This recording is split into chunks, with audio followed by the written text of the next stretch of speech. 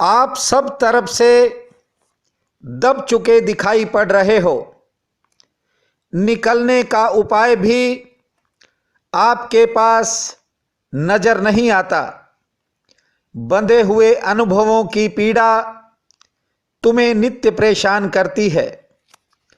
ज्यादातर कामों में जल्दबाजी ने खेल बिगाड़ दिया। आप थोड़ी देर के लिए शांत होना चाहते हो, लेकिन परिस्थितियां साथ नहीं देती, ऐसा होने नहीं देती कि आप शांत रह सकें। कर कुछ और रहे होते हो, ध्यान कहीं और चला जाता है। लेन देन में संतुलन का अभाव आपको खलता ही रहता है।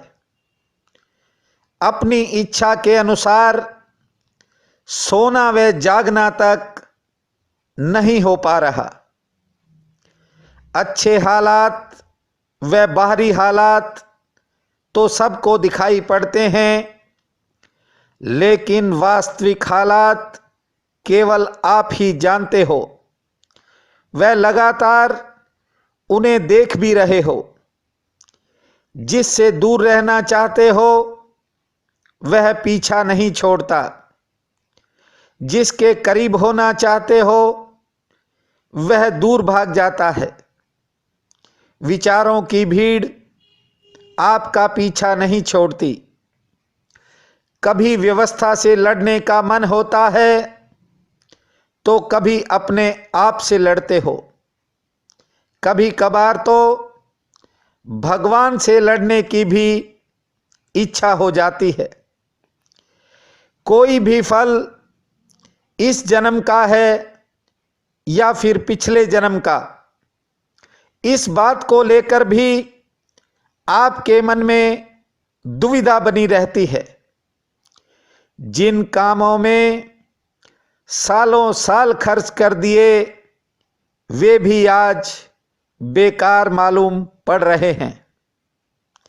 कभी गाली निकालकर आदमी हल्का हो जाता है तो कभी मन ही मन में दबा लेता है। गौर से देखना और महसूस करना। आपने सत्य को देखना बंद कर दिया। जब भी कोई तुम्हें सत्य दिखाता है तो एक अजीब सी पीड़ा मालूम होने लगती है या फिर महसूस होने लगती है। भीतर का कष्ट अचानक जागने लगता है। हो सकता है कि आंखें आंसुओं से भी भर जाएं। मैं कहता हूं कि ये समय हिम्मत दिखाने का है। जिन लोगों ने तुम्हें ठेस पहुंचाई उन्हें अकेला छोड़ दो। स्वार्थी लोग आपकी वफादारी को समझ ही नहीं पाए। निभाना तो बहुत दूर की बात है। अंधे व मूर्खों की भीड़ इससे पहले कि तुम्हें पागल कर दे, इसलिए इनसे किनारा करना ही ठीक है। जहां बीमारी ही स्वास्थ्य समझी जाती हो, वहां लोग स्वस्थ आदमी का जबरदस्ती इलाज कर देते हैं। जिन लोगों ने आपकी भावनाओं का मजाक उड़ाया, अब उन्हें देखने की भी जरूरत नहीं है। जीवन में समय दोबारा वापस नहीं लौटता, इसलिए वर्तमान के प्रति जागने की जरूरत है। मैं भविष्य के प्रति आपको होश में लाना चाहता हूं। मेरे प्रयास का एक एक शब्द सुनने के साथ साथ समझने की कोशिश करें।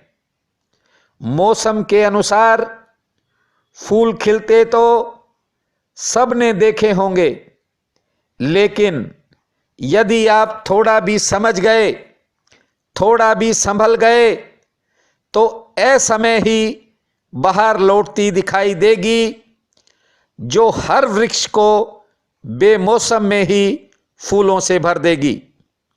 इससे पहले कि मैं आपको वर्ष 2017 के मार्च महीने का राशिफल सुनाऊं, मेरा एक निवेदन है आपसे। यदि आपने अभी तक YouTube पर हमारे चैनल को सब्सक्राइब नहीं किया है तो कृपया जरूर करें। पसंद आए तो शेयर, लाइक व कमेंट भी करें। बहनों और भाइयों, आप सबको मेरा नमस्कार है।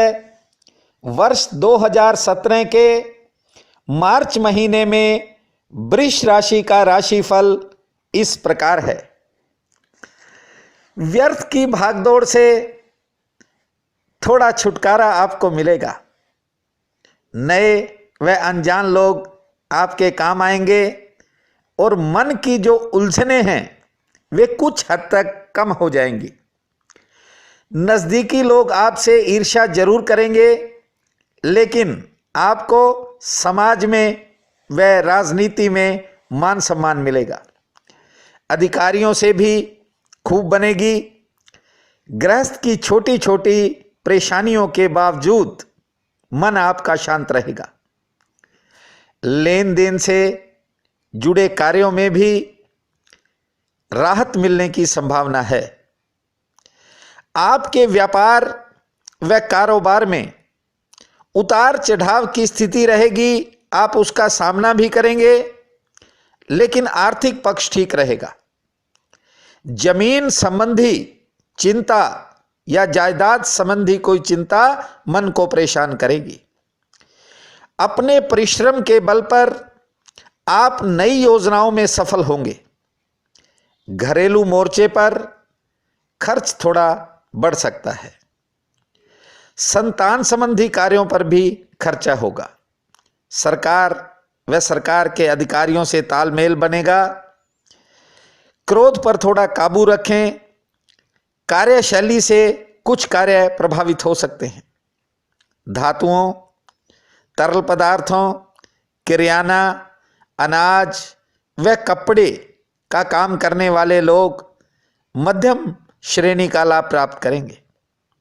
दालों, फलों, सूत, मुनियारी, हौजरी व मेडिकल या फिर दवाओं के कारोबारी अच्छा मुनाफा कमाएंगे। जमीन जायदाद में थोड़ी राहत मिलेगी। कुछ काम बढ़ेंगे भी, लेकिन जो कर्ज व बैंक की समस्या है वह लंबी खींचेगी। धर्म कर्म में मन अस्थिरता महसूस करेगा। इस माह नए संबंधों के प्रति थोड़ा सावधानी रखने की आवश्यकता है, अन्यथा अपमान व नुकसान का सामना करना पड़ सकता है। वाहन व पशु व्यापारी कुछ कठिनाइयों का सामना करने को मजबूर होंगे। समाज में आपका रुतबा कायम होगा, यश कीर्ति बढ़ेगी। स्त्री पक्ष ठीक है, जबकि संतान से कुछ मतभेद हो सकते हैं। मित्रों के कार्यों में व्यस्तता रहेगी। कार्यक्षेत्र में भी दौड़ धूप रहेगी। नौकरी पेशा लोगों का आर्थिक पक्ष मजबूत है। अधिकारियों का रवैया आपके विपरीत जरूर होगा, लेकिन थोड़ी देरी से काम बन जाएंगे। नवीन योजनाओं व नए कार्यों हेतु शुक्र व रविवार उत्तम साबित होंगे। किसी भी वाहन की खरीद करनी है तो बुधवार को करें। यात्रा हेतु शुक्र, शनि व रविवार तीनों ठीक हैं। मेहमानों का आगमन होगा। शिक्षकों, विद्यार्थियों व चिकित्सकों के लिए समय अनुकूल रहेगा। सेहत पक्ष मामूली प्रतिकूल रह सकता है। कुछ दिन आर्थिक तंगी से भी जूझना पड़ सकता है, किंतु करीब सभी काम बन जाएंगे। मासांत में हालात ठीक होंगे। यात्राएं भी लाभकारी रहेंगी। प्रभावशाली लोगों के सहयोग से जो रुके हुए काम हैं उनको अचानक एक नई गति मिलेगी। मांगलिक कार्यों में, शादी इत्यादि समारोह में आप शामिल होंगे।